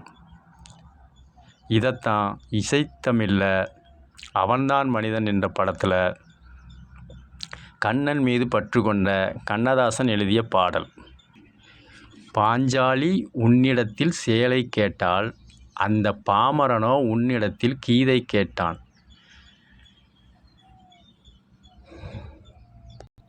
நான் இருக்கும் நிலைமையிலே என்ன கேட்பேன், இன்னும் நன்மை செய்து துன்பம் வாங்கும் உள்ளம் கேட்பேன் என்று ஆட்டி வைத்தால் யார் வருவார் ஆடாதாரோ கண்ணா என்ற இசைத்தமிழில் புராணத்தில் நடந்தது தான் எழுதியிருப்பார் கண்ணதாசன் அவர்கள். இதைத்தான் மக்கள் திலகமும் செஞ்சார். மக்கள் திலகம் எடுத்த உடனே எல்லா காரியத்தையும் செய்யலை. தனக்கு ஏற்பட்ட அனுபவ ரீதியாக பிறருக்கும் ஏற்படுவதை உணர்ந்து, ஏற்கனவே காந்தியடிகள் சொன்ன மாதிரி உலகத்தில் மாற்றம் ஏற்படணும்னு சொல்கிறைய அந்த மாற்றத்தை முதல்ல நீ செய். நீ செய்யாமல் நான் செஞ்சிருவேன்னு பொறுப்புக்கு வந்தேன்னா அதில் படக்கூடிய கஷ்டங்கள் மக்களுக்கு கிடையாது, உனக்குத்தான் என்பதைத்தான் பிறர் எப்படி உன்னிடம் நடந்து கொள்ள வேண்டும் என்று நினைக்கிறாயோ அதேபடி முதல்ல அந்த காரியத்தை நீ செய். புராணத்தில் அர்ஜுனனுக்கு கண்ணன் செய்த உபதேசம்தான் முடியாட்சியில் நடக்கிறது தான் குடியாட்சியில். மாற்றம் ஒன்றே நிரந்தரம், செயல் பூரா புராணத்தில் உள்ளது தான். ஆன்மீக முத்தமிழில் சிவனுக்குரிய மந்திரங்கள் 5 எழுத்து. இதில் கூட குளறுபடி. ந ம சி வாய, இதுதான் 5 எழுத்து. இதில் பொருளீட்டும் அடிப்படையில் உணர்வு உணர்ச்சி என்று மேலை நாட்டு கலாச்சார அடிப்படையில் நமச்சிவாய என்ற உச்சரிப்பு. இச்சு வரவே செய்யாது. இச்சு 6 எழுத்து மந்திரமாக மாறிடும். ஆனால் பொருளீட்டுவதற்காக உச்சரிப்பு அடிப்படையில் மேலை நாட்டு கலாச்சார அடிப்படையில் இசைத்தமிழில் புணரப்பட்டிருக்கிறது. அம்மனுக்குரியது சா இக் தி, இந்த 3 எழுத்து உச்சரிப்பு தான். ஆனால் அதை தவறாக பயன்படுத்தி இக்கு போடக்கூடிய இடத்துல சத்திம்பாங்க. அங்கே நமசிவாயம் என்ற இடத்துல நமச்சிவாயம்பாங்க. இச்சி சேர்றதுனால அவர்கள் என்னதான் தெய்வம் கொடுத்தாலும் மனம் போல் வாழ்வு என்று இயற்தமிழில் சொல்லுவாங்க. அந்த அடிப்படையில் நீங்கள் நமச்சிவாயம்னு உச்சரிக்கும் போது உங்கள் வாழ்க்கையிலையும் சீச்சின்னு தான் போகும். நம சிவாயா என்று தான் உச்சரிக்கணும். நம என்றால் வணங்குகிறேன். எதை? ஆன்மா உள்ளவரை பிற உயிர்களுக்கும் ஆன்மா இருக்கும், அவர்களுக்கும் கஷ்ட நஷ்டங்கள் ஏற்படும் என்பதை உணர்ந்து நம சிவாய என்ற 5 எழுத்து மந்திரத்தை சொல்லணும். ஆனால் இதை கூட பொருளீட்டும் அடிப்படையில் நமச்சிவாயன்னு இச்சி சேர நீங்களும் பிறரிடத்திலிருந்து இச்சின்னா சீ என்ற அளவுக்கு நடைமுறையில் செயல்படுத்தப்படும். இதைத்தான் மனம்போல் வாழ்வு. சக்தி என்றால் தேவைகளை பூர்த்தி செய், ஆற்றலை கொடு என்றுதான் பொருள். ஆனால் சக்தி என்று யாரும் உச்சரிக்கிறார்கள். சத்திம்பாங்க. என்னத்தான் ஆற்றல் இருந்தாலும் உடம்பு பொம்மையாக தான் இருக்கும். சக்கையைத்தான் சத்து இல்லாதது தான் சத்தி சத்திம்போம். இப்போ எல்லாரும் உணவு உணர்றீங்க இல்லைங்க. ஆனால் ஆரோக்கியமாக யார் இருக்கீங்களா? இல்லை. காரணம் மனம்போல் வாழ்வு. நாம் உச்சரிப்பில் கூட நமக்கு ஏற்படும் லாப நஷ்டங்கள் பிரதிபலிக்கும். சக்தி என்றால் ஆற்றல், சத்தி என்றால் சக்கை. ஆனால் நீங்கள் தெய்வத்திட்ட சக்கை தான் வேணும்னு கேட்குங்க. சத்தின்னு தான் சொல்கிறீங்களால, சக்தி என்ற அழுத்தமான உச்சரிப்பு கிடையாது. நாராயண வழிபாட்டில் கோவிந்தா கோவிந்தான்னு தான் உச்சரிக்கணும். கோனா உயர்வான, வீணா விளைவுகளை தா, உயர்வான நல்ல செயல்களை எனக்கு தா, இதைத்தான் கோவிந்தா கோவிந்தாம்பாங்க. இதில் கூட கோவிந்தோன்னு தான் உச்சரிக்கிறாங்க. தா போய் தோ என்றால் தொலைந்து போ என்று ஒரு பொருள் உண்டு. உயர்வான எண்ணங்களை என்னிடம் தொலைத்து போ, உயர்வான பொருள்களை என்னிடம் தொலைத்து போ என்ற உச்சரிப்பு. இதைத்தான் கோவிந்தோன்னு. ஆனால் ஆன்மீக முத்தமிழ் அடிப்படையில் சிவனை வழிபடும்போது நம சிவாய என்ற 5 எழுத்து மந்திரம். மாறாக இச்சி போட்டு நமச்சிங்கிறாங்க. ஆன்மீக முத்தமிழில் அம்மனை வணங்கும்போது சக்தி என்று தான் வணங்கணும். இதை கூட எடுத்துக்கிட்டு இத்து போடுறாங்க, சத்தின்னு. விஷ்ணு வழிபாட்டில் கோவிந்தான்னு தான் கேட்கணும், தா என்று தான் கேட்கணும் ஒழிய தாவை எடுத்துக்கிட்டு தோன்னா தொலைந்து போகிறதல். உச்சரிப்பில் கூட வணிக ரீதியாக இசைத்தமிழில் கலப்படம் செய்து அதில் பொருளீட்டுகிறார்கள். மேலும் குடும்பம், இல்லறம் என்று யாரும் இல்லாமல் கல்யாணம் வேண்டாம், எனக்கு எதுவும் வேண்டாம், நான் தனியாக இருந்துருவேன், பிரம்மச்சாரியாக என்றவர்களுக்கு அன்றே சொல்லி வச்சது தான். அன்னையும் பிதாவும் முன்னறி தெய்வம் என்று ஔவை பாட்டி இயல்தமிழில் சொன்னாங்க. இதைத்தான் இசைத்தமிழில் எம்.கே. தியாகராஜ பாகவதர் அன்னையும் தந்தையும் தானே வாழ்வில் அண்ட சராசத்திற்கும் என்று ஹரிதாஸில் படிச்சிருப்பார். புராணத்தில் மாம்பழம்னு சொல்லாமல் தமிழ் கடவுள் முருகருக்கு ஞானப்பழம் என்று தான் சொல்வார்கள். ஞானப்பழம் என்றால் இல்லறத்தில் உள்ள அனுபவத்தை பிறகுதான் ஞானம் என்பார்கள். புத்தி என்பது எல்லாருக்கும் உண்டு, ஆனால் அறிவு என்பது இயற்கை அடிப்படையில் கற்றுக் கொடுக்கணும். இதைத்தான் புராணத்தில் இல்லறம் வாழ்க்கை நடத்த வேண்டும், இல்லறத்தை முடிச்சுட்டு தான் துறவரத்துக்கோ சேவைக்கோ வரணும் என்ற அடிப்படையில் சொல்லுவாங்க. இந்த அடிப்படையில் தான் மாம்பழம்னு சொல்ல மாட்டாங்க புராணத்தில், ஞானப்பழம் என்று தான் சொல்வார்கள். இந்த பழத்துக்கு இன்னொரு சிறப்பும் உண்டு. எல்லா பழத்துக்கும் உள்ள பூச்சி இருக்காது, ஆனால் மாம்பழத்துக்கு மட்டும்தான் மாம்பழத்துக்கு உள்ளேயும் ஒரு வண்டு இருக்கும். இதனால் ஆண் பெண் அர்த்தநாதீஸ்வரர் யாராக இருந்தாலும் உனக்கு உள்ள மாம்பழத்துக்குள்ளே எப்படி வண்டு இருக்கோ அங்கே ஒரு உயிர் இருக்க மாதிரி உனக்கு உள்ளேயும் ஆன்மா என்ற இருக்குது. அதை நீ வெளியில் கொண்டு வரணும்னா இல்லறத்தில் ஈடுபடு. தாம்பத்தியத்தில் அறநெறிப்படி ஆண் பெண் அர்த்தநாதீஸ்வரர் அடிப்படையில் முறைப்படி திருமணம் செய், கல்யாணம் பண்ணு என்ற கோட்பாடு. இதன் மூலம் உனக்குள்ளே உள்ள சக்தி வெளியில் வரும். காரணம், அதில் ஏற்படும் லாப நஷ்ட இன்ப துன்ப கஷ்டங்களை உணர்ந்து பிறருக்கும் உன்னை நம்பி இருப்பவர்களுக்கும் உன்னால் முடிந்த முயற்சிகளை தான் செய்வேன். இதைத்தான் அறநெறிப்படி இல்லற வாழ்க்கை. மாறாக நான் படிச்சிருக்கேன், நான் மேலை நாட்டில் போய் வேலை செய்கிறேன், எனக்கு பொருள் தேவை, யாரோடைய துணையும் தேவையில்லை அப்படின்னு சொல்லக்கூடிய நபர்கள் எந்த ஆண்மகனை வேண்டான்னு ஒரு பெண்மகள் வயதுக்கு வந்த, பாலியலுக்கு வந்த, பருவத்துக்கு வந்த பெண் சிறு பிள்ளைகளை ஏற்றுக்கொள்ளக்கூடாது. இது அறநெறிப்படி தமிழ் படி பார்க்கணும். கலாச்சாரப்படி இல்லற வாழ்க்கையில் ஈடுபடக்கூடிய பக்குவம் வந்தவர்கள் எனக்கு ஆண் துணை வேண்டாம் அப்படின்னு சொல்லிட்டு போகிறவங்களே பணி செய்கிற இடத்துல ஒரு ஆணோட துணையை நம்பி தான் இருக்கிறாங்க. அதே மாதிரி எனக்கு பெண் துணை வேண்டாம் என்று வெளியில் போகிறவங்க எந்த பொருள் மீது நம்பிக்கை வைத்து போகிறார்களோ, அது ஆணாக இருக்கலாம், பெண்ணாக இருக்கலாம், அர்த்தநாதீஸ்வரராக, எந்த ஆண்மகன் வேண்டும் என்று பெண் போனால் அந்த இடத்துலையும் ஒரு ஆண்மகன் தான் உதவிக்கு வருவான். எந்த பெண்மகள் வேண்டான் என்று ஒரு ஆண்மகன் போனாலும் அந்த இடத்துக்கு இன்னொரு பெண்மகள் அவளுக்கு மேலதிகாரியாகவோ மேலே பணிகளை செய்யக்கூடியவர்கள். அப்போ எந்த காலத்திலும் இறந்த காலம், நிகழ்காலம், எதிர்காலத்திலும் பாதுகாப்பு, பராமரிப்பு, சேவை, தொண்டு என்ற அடிப்படையில் ஆணுக்கு பெண், பெண்ணுக்கு ஆண் தேவை. இதனால் கஷ்டங்கள் வரும். அதை சமோஜித புத்தி அடிப்படையில் சமாளிப்பதே ஞானப்பழம். ஏற்கனவே புராணத்தில் சொன்ன மாதிரி, உனக்கு உள்ள ஒரு வண்டு இருக்கிற மாம்பழத்துக்கு உள்ள வண்டு இருக்கிற மாதிரி, உனக்கு உள்ள நன்மை தீமை அறியும் ஆன்மாவை வெளியில் கொண்டு வர்றதுக்கு தான் இல்லறம் என்ற திருமணம். இதை கூட செய்ய மாட்டேன் என்று பொருள் மீது ஆசைப்பட்டு எந்த ஆண்மகனை வேண்டான்னு போகிறாங்களோ, ஆனால் இன்னொரு ஆண்மகனுக்கு அடிமையாக இருக்காங்க. எந்த பெண்மகள் வேண்டான்னு போகிறாங்களோ, இன்னொரு பெண்மகளுக்கு அடிமையாக இருக்காங்க. காரணம், அங்கே பொருள் தான் மெயினாக இருக்குது. இதை கூட தமிழர் கலாச்சாரம் மறைக்கப்பட்டு கிழக்கிந்திய கம்பெனி என்பவர் பேச்சு சுதந்திரம் கொடுத்துருக்குறாங்க. அது ஆணாக இருக்கலாம், பெண்ணாக இருக்கலாம். நான் தான் உழைக்கணும், எனக்கு ஆண் துணை வேண்டாம், நான் தான் உழைக்கணும், எனக்கு பெண் துணை வேண்டான்னு போகிறாங்க.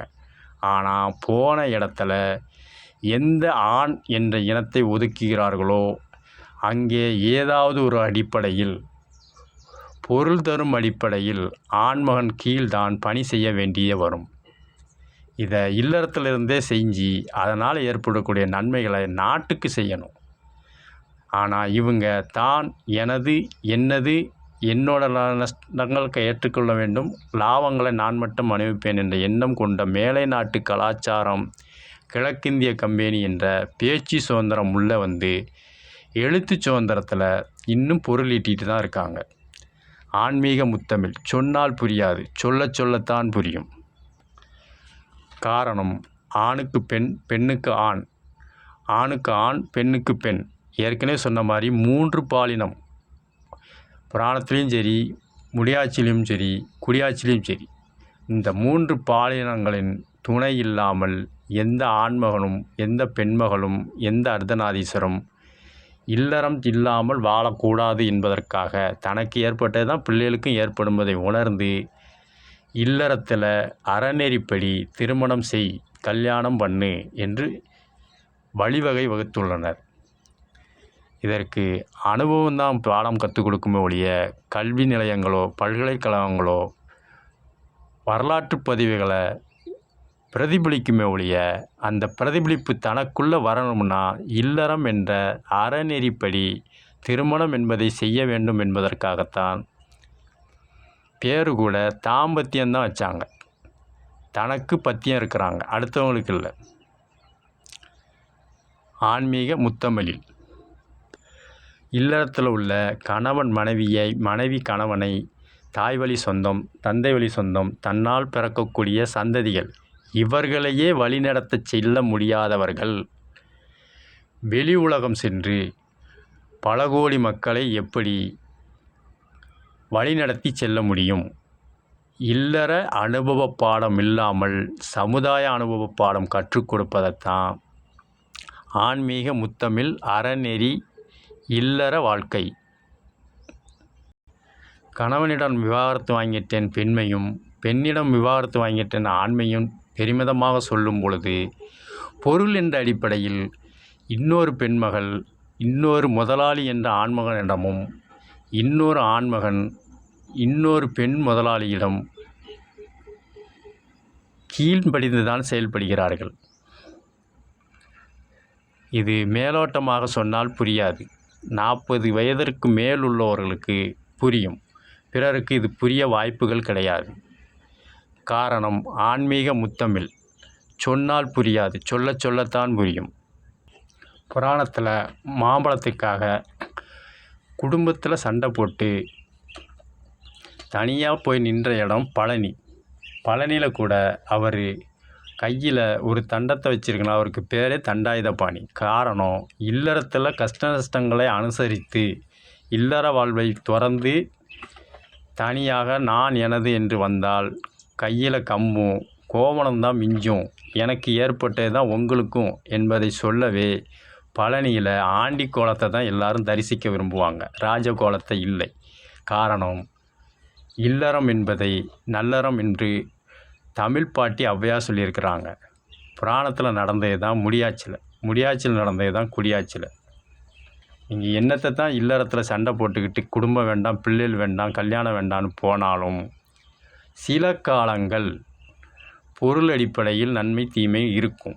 ஆனால் பருவத்தின் அடிப்படையில் சமுதாயம் கற்றுக் கொடுக்கும் பாடத்தின் மூலமாக பழனியில் முருகன் இன்னொரு உதவி தேவை என்ற கம்பை ஊன்றி தனக்கு எதுவுமே இல்லை என்ற கோவணத்தோடு நிற்கிற கோலத்தை தான் உங்களுக்கும் நடக்கும். என் கோபத்தினால் ஏற்பட்ட விளைவுதான் உங்களுக்கும் வரும். அதனால் அறநெறிப்படி இல்லற வாழ்க்கையில் இருங்க என்பதை சொல்வதற்குத்தான் ஆண்டி கோலத்தில் முருகன் காட்சி தருகிறார்கள். ஆகையினால் குடும்பஸ்தர்கள் இல்லறவாசிகள் ஆண்டி கோலத்தை பார்க்கத்தான் விரும்புவாங்க. ஆன்மீகத்தில் நம்பிக்கை உள்ளவர்களும் இல்லறத்தில் உள்ளவர்களும். ஆனால் தான் எனது என்னது என்ற எண்ணம் கொண்டவர்கள் தான் ராஜா கோலத்தை பார்க்க விரும்புவாங்க. ராஜா கோலம் பொருள் அடிப்படையில் செயற்கையாக செயல்படுவது. ஆண்டி கோலம் இயற்கையாகவே இல்லறம் திறந்து வந்ததுனால நான் எதுவுமே இல்லாமல் தனியாளாக கையில் கம்போட கோணத்தோடு நிற்கிறேன், அந்த நிலைமை தான் உங்களுக்கும் வரும் என்பதை சுட்டி காட்டவே இல்லறம் என்பதே நல்லறம் என்பதை சொல்லத்தான் பழனி ஆண்டி கோலம் ஆன்மீக முத்தமிழில். இதனோட பிரதிபலிப்பு உச்சரிப்பு மூலியமாக படையப்பா என்ற நாடகத்தமிழில் ஆன்மீக அடிப்படையில் இயற்கையாக உள்ள வசன உச்சரிப்பை விட்டு ஆன்மீக அடிப்படையில் பழனி ஆண்டவர் கோலத்தில் உள்ளத இல்லறம் சார்ந்த உச்சரிப்பு. ஏன் வழி தனி வழி சீண்டாத, இது எழுதுனது ஏன் வழி தனி வழி சீண்டாதன்னு தான் எழுதி கொடுத்துருப்பார். ஆனால் உச்சரிப்பு அடிப்படையில்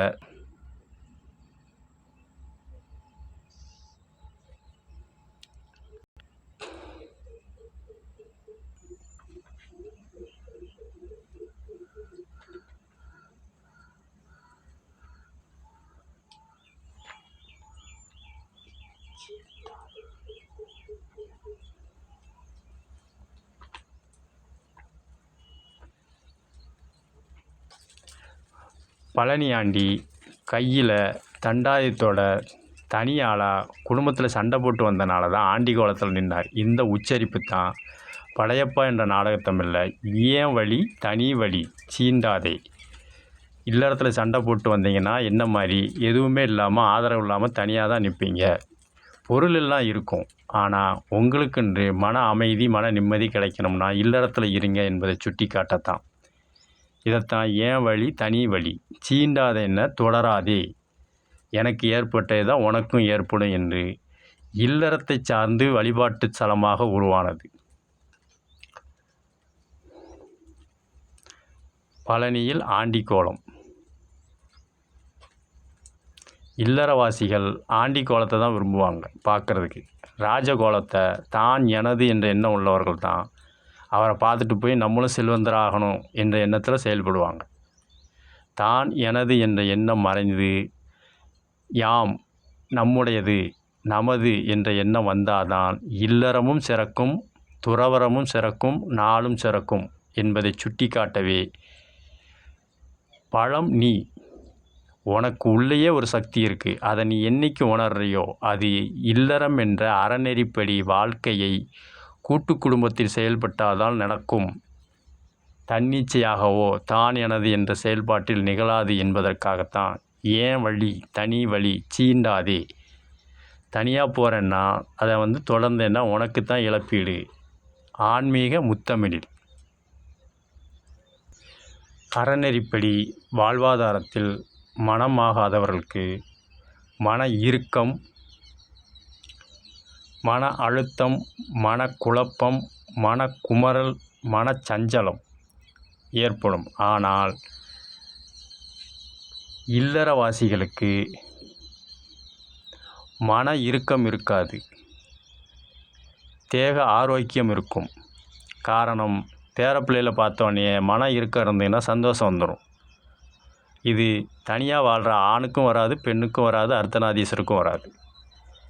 மன அழுத்தம் தனியாக இருக்கிற ஆணுக்கு ஒரு பெண்ணுக்கு வரும், அர்த்தநாதீஸ்வருக்கு வரும். ஆனால் மன அழுத்தம் அந்த குழந்தைகள் சிறு குழந்தைகள் சிரிக்கிறது, காலால் உதைக்கும்போது, மார்பில் மிதிக்கும்போது மன அழுத்தம் குறைஞ்சி நுரையீரலுக்கும் இதயத்துக்கும் பயிற்சியாக இருக்கும். சிறு குழந்தைய தோளில் தூக்கி வச்சு வயோதிகர்கள் கூட்டு குடும்பத்தில் நடக்கிறது.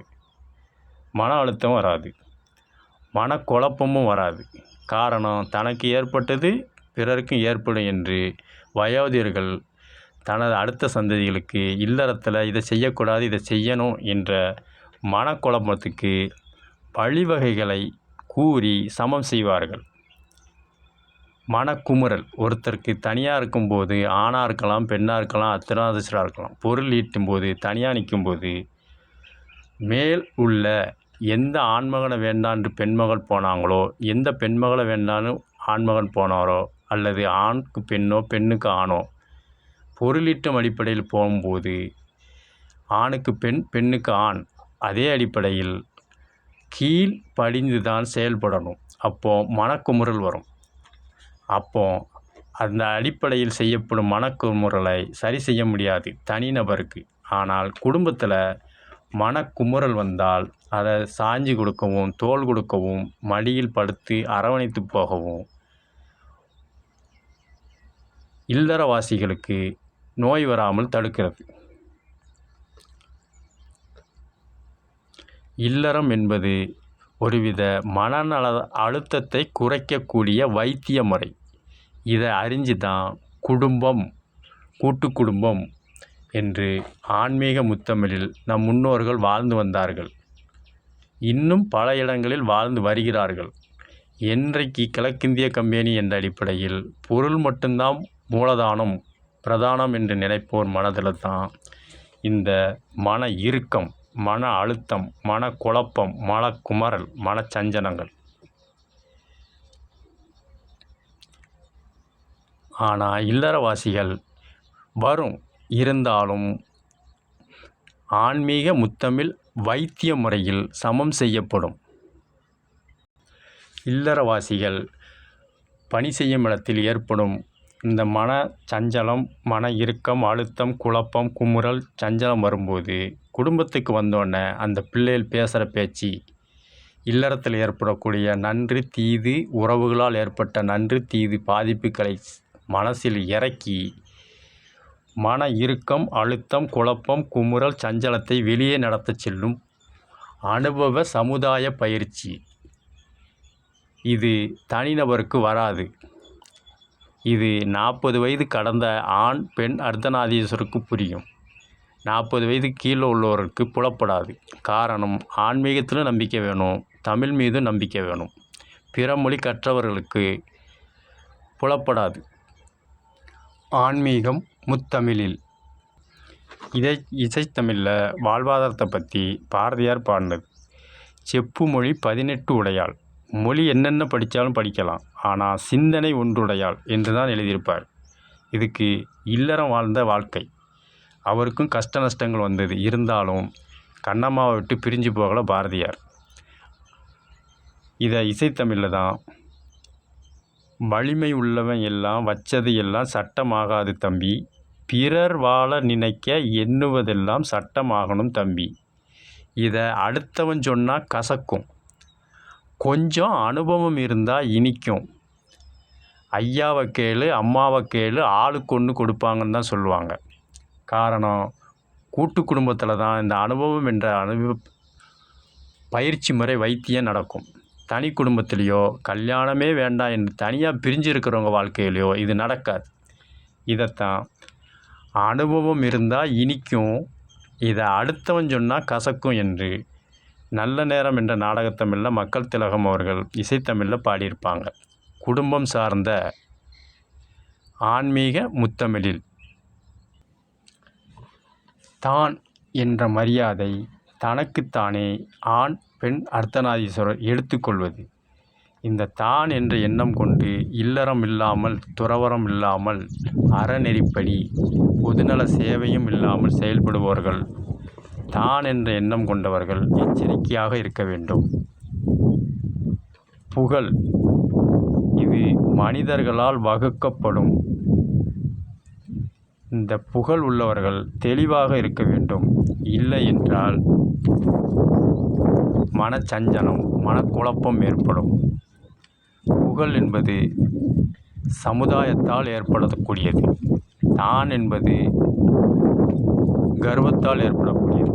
புகழ் என்பது சமுதாயத்தால் தரக்கூடியது. தான் என்பதற்கு எச்சரிக்கையாக இருக்க வேண்டும். புகழ் என்பதற்கு தெளிவாக இருக்க வேண்டும். அப்போதுதான் நன்று தீது சூது உணர முடியும்.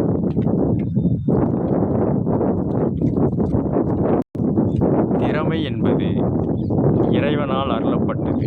இதற்கு நன்றி உணர்வோடு செயல்பட வேண்டும். முயற்சி மட்டும்தான் என்னோடது, முடிவு எல்லாம் உன்னோடது, இயற்கைக்கு சார்ந்தது என்று நன்றி உணர்வோடு இருக்க வேண்டும். இந்த மூன்றுக்கும் இல்லறம் என்ற, துறவறம் என்ற, பொதுநல சேவை என்ற சமுதாய வகையில் செயல்பட்டாலே புலப்படும். தான் எனது என்னது என்ற மனம் உள்ளவர்களுக்கு புலப்படாது. இதற்கு ஆன்மீகத்தில் நம்பிக்கை வேணும், தமிழ் மீதும் நம்பிக்கை வேணும். காரணம், நாம் வாழறது பூமியில், அதுவும் தமிழ் பேசும் தமிழ் மாநிலத்தில். அந்த அடிப்படையில் என்ன செய்யணும் எதை செய்யக்கூடாது என்ற அடிப்படையில் செயல்படணும். ஆன்மீகம் முத்தமிழில், சொன்னால் புரியாது, சொல்லத்தான் புரியும். இதைத்தான் இயற்தமிழில் சுவடு இருந்தால் சித்திரம் வரையலாம் என்று குறிக்கப்படும். சுவடு என்றால் இங்கே சுவரை குறிக்கிறதில்ல. சுவடு என்றால் அடையாளம், ஆதாரம், தடயம், பதிவு இறக்கம், துடுப்புச்சீட்டு, தடயச்சீட்டு, வடு. இந்த அடிப்படையில் சுவடு. இதைத்தான் ஆலயங்களில் இல்லறம், துறவரம், நாட்டுடைமை, பொதுநல சேவை என்ற சிற்பங்கள் கோபுரங்களிலும் கற்சிலைகளிலும் வடிவமைக்கப்பட்டிருக்கிறது. இது மூலியம்தான் ஆதி காலத்தில் நம் முன்னோர்கள், ஆண் பெண் அர்த்தநாதீஸ்வரர்கள் வாழ்க்கை இப்படி வாழ்ந்திருக்கிறாங்க. பேரிடர்பாடுகளை கலசத்து மூலம் உணவு தானியங்களை பெருக்குவதற்காக விதையை கலசத்தில் போட்டு உணவு பஞ்சம் ஏற்படா வண்ணம் வைத்திய முறையை கடைபிடிச்சிருக்கிறாங்க. மன்னர்கள் ஆட்சி செய்யணும், உயிர்களையும் பாதுகாக்கணும் என்று சுரங்கம் அமைச்சு வச்சுருக்கிறாங்க என்ற சுவடு. இந்த சுவடு அடிப்படையாளம்தான். சுவடு என்றால் அடையாளம், ஆதாரம், தடயம், பதிவிறக்கம், துடுப்புச்சீட்டு, தடயச்சீட்டு, வடு இருந்தால், இருக்குமானால்தான் தெளிவுபடும், தெரியும். இதைத்தான் சுவடு இருந்தால் சுத்திரம் வரையலாம். சித்திரம் இல்லை, சுத்திரம்னா சுற்றி உள்ள திறமைகளை வரையறுக்கலாம், கணிக்கலாம். சுவடு என்பது அடையாளம், இருந்தா என்பது தெளிவுபடுத்தலாம். சுத்தி திறம், திறம் என்றால் திறமை. நம்ம முன்னோர்களுக்கு நடந்தது தான் தாத்தா பாட்டிக்கு நடந்தது தான் நம்ம அப்பா அம்மாவுக்கு நடந்தது தான் நமக்கு. அப்போ அவர்கள் உள்ள அண்டம் சார்ந்த பிண்டம் தட்பவெப்பனையும், பிண்டம் சார்ந்த திசுக்கள், உயிரணுக்கள், உயிர் சத்துக்கள் நம்ம உடம்புலையும் குருதி அடிப்படையில் செயல்படும். இந்த பழைய ஆலயங்கள் உள்ள இல்லறம் சார்ந்த, துறவரம் சார்ந்த மன்னர்கால வாழ்க்கை, இல்லற வாழ்க்கை, பொதுநல சேவை சித்திரங்கள் கோபுரங்களில் வரையப்பட்டதும், கலசங்களில் வைத்திருப்பதும், பூஜை புனஸ்காரங்களும், பனி, மழை, காற்று, கோடை என்ற பருவக்காற்று அடிப்படை பிரசாதங்களும் வைத்து சுவடு என்பது இருந்தால் தான் சுத்தி சமுதாயம் என்ற சுற்றில் உள்ளவர்கள், உறவுக்காரர்கள் எப்படி என்பதை தெரிந்து கொள்ள முடியும். சுத்திரம்னா திறமையை வரையறுக்க. இதைத்தான் சுவடு இருந்தால் சுத்திரம் வரையலாம். வரைனா முரத்துக்கு வரக்கூடிய வர போடக்கூடாது, முரசு கொட்டுக்கு வரக்கூடிய ராணா போடணும். இது வரையறுக்கப்பட்டதுன்னா கணிக்கப்பட்டது, எழுதப்பட்டது, பதிவிடப்பட்டது. ஆனால் முரத்துக்கு வரக்கூடிய ராணா போட்டால் வரையறைன்னா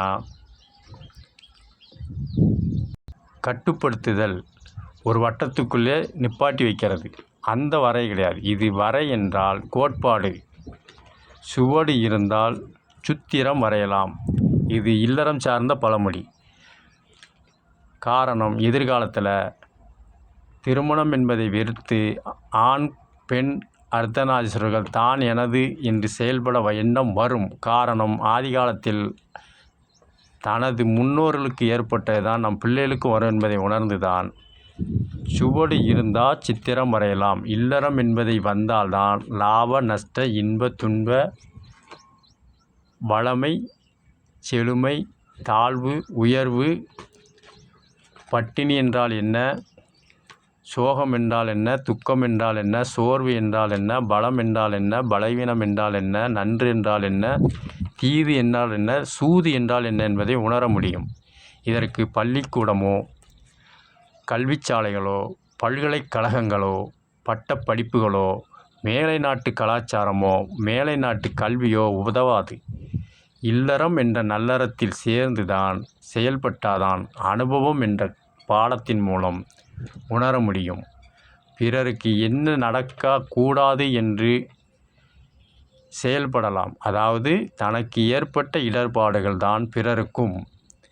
இதை சமம் செய்யவே அறநெறிப்படி திருமணங்கள், கல்யாணங்கள், குடும்ப இணைப்பு, இதில் கூட தமிழர்கள் எழுத்தில் எனக்கு ஒரே ஒரு பையன் இருக்கான், அதுக்கப்புறம் எனக்கிட்ட கல்யாணம் பண்ணால் ஆணும் கிடையாது பெண்ணும் கிடையாது என்பதை சொல்வதற்காக பத்திரிக்கையில்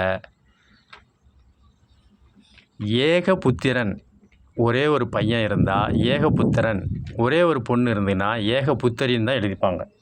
ஏகன்னா ஒரே ஒரு பையன் தான் இருக்கான், இதுக்கப்புறம் என்கிட்ட கல்யாணம் ஆகிறதுக்கு பொண்ணும் கிடையாது பையனும் கிடையாது. அதே ஒரே ஒரு பொண்ணு வச்சுருந்தா ஏக புத்திரின்னு தான் அச்சடிப்பாங்க. ஆனால் என்கிட்ட பிள்ளைகள் அடுத்து நிறையா இருக்குது அப்படின்னா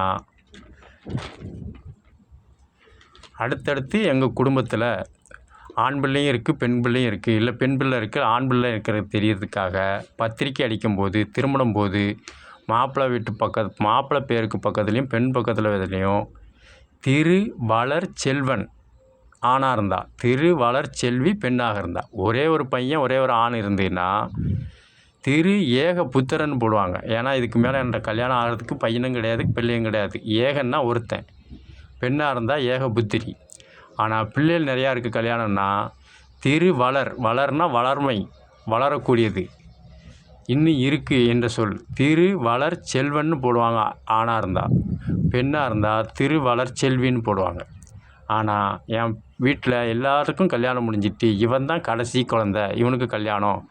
என் வீட்டில் எல்லாத்துக்கும் கல்யாணம் முடிஞ்சிட்டு இவள் தான் கடைசி பெண் பிள்ளை என்பதை சுட்டி காட்டவே மூணாவதாக பத்திரிக்கையில் அடிக்கிறது திரு நீரை செல்வி பெண்ணாக இருந்தால், ஆணாக இருந்தால் திரு நிறை செல்வன். ஆக இல்லறத்தில் கூட ஆன்மீக முத்தமிழ் வளர்த்தாங்க. குடும்பத்தில் கூட்டு குடும்பத்தில் ஒரே ஒரு பையன் இருந்தால் ஏக புத்திரன், ஒரே ஒரு பொண்ணு இருந்தால் ஏக புத்திரி. ஆனால் நிறைய பிள்ளைகள் இருந்தீங்கன்னா திரு வளர் செல்வி, திரு வளர் செல்வன், வளர்னா வளரக்கூடியது. இன்னும் எங்கள்கிட்ட கல்யாணத்துக்கு பையன் இருக்கான் பொண்ணு இருக்கான்னு. மாறாக மூணாவதாக அடிக்கக்கூடியது ஒரே பையன் எல்லாமே கல்யாணம் முடிஞ்சிட்டுன்னு சொல்கிறது தான் திரு நிறை செல்வன் அல்லது திரு நிறை செல்வி என்று பத்திரிக்கையில் கூட அறநெறிப்படி இல்லறத்தோட தன்மையை உணர்த்துகிறாங்க ஆன்மீக முத்தமிழில். காரணம் பள்ளி கல்லூரி பல்கலைக்கழகங்கள் மேலை நாட்டு படிப்புகள் மேலை நாட்டு கலாச்சாரங்கள் கற்றுத்தராத பாடத்தை குடும்பம், மனைவி, கணவன், பிள்ளைகள், தாய் வழி சொந்தம், தந்தை வழி சொந்தம், உற்றார் உறவினர்கள் கற்று நம்மை நல்வழிப்படுத்துவார்கள் என்ற ஒரே எண்ணத்தில் இணைக்கப்பட்டது தான் இல்லறம் என்ற வாழ்வாதாரம், பொது சேவை என்ற நாட்டுப்பற்று. இதைத்தான் ஆலயங்களில் சிற்பமாக வடிச்சிருக்கிறாங்க. இதில் காம உணர்ச்சியோ ஆபாசமோ கிடையாது. நல்வழிப்படுத்தும் அனுபவ பாடம். இதை கூட மேலை நாட்டு கலாச்சாரங்கள் ஆங்கில பெயர் வச்சு website.com என்று பொருளீட்டுகிறார்கள், குழப்பம் செய்கிறார்கள். ஆன்மீக முத்தமிழ் சொன்னால் புரியாது, சொல்லத்தான் புரியும். காரணம் தமிழன் கலாச்சார சுவடுகளை அழித்து வருவதுதான் காரணம். ஏற்கனவே சொன்ன மாதிரி சுவடு இருந்தால் சுத்திரம் வரையலாம். இந்த சுவடுகளை பூரா மொழி அடிப்படையில் குழப்பம் செய்து மேலை நாட்டு கலாச்சார அடிப்படையில் இன்னும் பொருளீட்டி வருகிறார்கள். இதற்கு அறநெறிப்படி இல்லறம் என்ற கூட்டு குடும்பம்தான் அனுபவம் என்ற பாடத்தை கற்றுக் கொடுத்து ஆணாக இருந்தாலும் பெண்ணாக இருந்தாலும் அர்த்தநாதீஸ்வரனாகவும் நல்வழிப்படுத்தும். அனுபவம் என்பது கணக்கிடுதல், கணித்தல், உறுதிப்படுத்துதல், கணிப்பு, நினைவு குறிப்பு, எடுத்து வருதல். இதற்கு இல்லறம் என்ற அறநெறிப்படி தாம்பத்திய குடும்பம், கூட்டு குடும்பம். இதைத்தான் ஆன்மீக முத்தமிழ் வைத்தியம். இல்லறத்தில் ஆன்மீக முத்தமிழ் ஆளுமை, நாட்டுடையருள், நாட்டு உயர்வில், நாட்டு பற்றில். இந்த இல்லற கூட்டு குடும்பம் இருந்தனால தான் மக்கள் திலகம் எம்ஜிஆர் அவர்கள் இல்லறத்திலும் சரி, தொழில் சார்ந்தும் சரி, நாட்டிலையும் செய்து இருந்தும் பேர் வாங்கினார், இறந்தும் பேர் வாங்குறாரு. இதற்கு அவருக்கு கற்றுக் கொடுத்த இல்லறம் என்ற குடும்பம் என்ற அறநெறிப்படி கூட்டு குடும்ப வாழ்வாதாரம். அவர் எந்த நிலையிலையும் பொண்டாட்டி பிள்ளைகளை விட்டுட்டு வெளிநாடு செல்லலை, வெளி மாநிலங்கள் செல்லலை, எல்லாரையும் கூட்டிக்கிட்டு ஒன்றா தான் போனார். இல்லறத்திலும் சரி, பொதுநல சேவை செய்யும் போதும் சரி. மேலும் மக்கள் திலகம் அவர் தாய் இருக்கும்போதும் வணங்குவார், இறந்ததுக்கப்புறம் வணங்குவார். காரணம், இல்லறத்தில் அனுபவ பாடத்தை கூட்டு குடும்பத்தில் அவர் கட்டப்பட்ட லாப நஷ்டங்களை உணர்ந்து செயல்பட்டதனால தான் மக்கள் திலகம் எம்ஜிஆர் அவர்கள் மக்கள் மனதில் இருந்தும் வாழ்கிறார், இறந்தும் வாழ்கிறார். இதைத்தான் இசைத்தமிழில் வண்டி உருண்டோட அச்சாணி தேவை, அதுபோல வாழ்க்கை உருண்டோட 2 அன்பான உள்ளங்கள் தேவை என்று இசைத்தமிழில் படிச்சிருப்பாங்க. இதன் அடிப்படையில் தான் ஆலயங்கள் அன்றும் இன்றும் என்றும் பூஜை வழிபாடுகள் மாதம், வருடம், காலம் அடிப்படையில், மாறுதல் அடிப்படையில் செயல்படுகிறது. ஆன்மீக முத்தமிழ் சொன்னால் புரியாது, சொல்லச் சொல்லத்தான் புரியும். இதற்காக ஆன்மீகவாதிகளும் முத்தமிழ் பற்றுள்ளவர்களும் மனச்சஞ்சலமோ மனக்கசப்போ ஏற்படுவதில்லை. காரணம், தனக்கு ஏற்பட்டது தான் பிறருக்கும் ஏற்படும். அதை அனுசரித்து காலம் என்ற, சமுதாயம் என்ற அனுபவ பாடம் கற்றுத்தரும் என்பதை குறியீடாகவும் சதுர்வேதங்கள் அடிப்படையிலும், பூஜை அடிப்படையிலும், வழிபாடு அடிப்படையிலும், தமிழ் அடிப்படையிலும், ஆன்மீக நம்பிக்கை அடிப்படையிலும் பலர் ஆண் பெண் அர்த்தநாதீஸ்வரர் இருப்பதனால தான் ஆன்மீக முத்தமிழில் மேம்பாடு, வளர்ச்சி. மனமாகாத ஆணையோ மனமாகாத பெண்ணையோ அரை மனிதன் என்று தான் சொல்வார்கள். சபையில் அவர்கள் பேச்சு எடுபடாது. அதே இது மனமான ஆணாக இருந்தாலும் பெண்ணாக இருந்தாலும் அவனும் ஒரு குடும்பஸ்தன், அவனுக்கும் பேச கொடுங்க, அவனோட பேச்சையும் கேளுங்க என்று சமுதாயம் அவர்களை அரவணைத்து ஆதரவு கொடுத்து அவர்களுடைய திறமைகளையும் ஈர்க்கப்பட்டு நாட்டுக்காகவும் வீட்டுக்காகவும் வளர்ச்சிக்காகவும் மேம்படுத்தவும் பொறுப்புகளை வகைப்படுத்தும். ஆன்மீகத்தில் உள்ளதுதான் முத்தமிழில் வரையறுக்கப்பட்டிருக்குது. ஆன்மீகமும் நம்பிக்கை வேணும், முத்தமிழ்னு நம்பிக்கை வர வேணும். புராணத்தில் கண்ணன் சொன்னது தான் முடியாச்சில் உள்ளது தான் குடியாச்சில். பேர் மட்டும்தான் மாறி இருக்க உள்ள செயல்பாடு பூரா பகவத்கீதையில் சொன்னது தான். மாற்றம் ஒன்று தான் நிரந்தரம். ஆனால் எழுத்தை தான் உங்களால் மாற்ற முடியும். செயல் புராணத்தில் நடந்தது தான் முடியாச்சில் நடந்தது தான் குடியாச்சில். ஆன்மீக முத்தமிழ் சொன்னால் புரியாது, சொல்லத்தான் புரியும். தவறுகளை திருத்திக் கொள்வது தான் அனுபவம் என்ற ஆன்மீகம். தவறுகளை நியாயப்படுத்தி பிறர் மீது சுமத்தி கட்டாயமாக உட்புகுத்துதல், ஒருவரை மழுங்கச் செய்தல், ஆதிக்கம் செய்தல், ஆவேசம் கொள்ளுதல், இது எதிர்காலத்தில் ஆள்கொல்லி பிணியாக மாறும். ஆன்மீக முத்தமிழ் சொன்னால் புரியாது, சொல்லச் சொல்லத்தான் புரியும். ஆன்மீகம் முத்தமிழில்.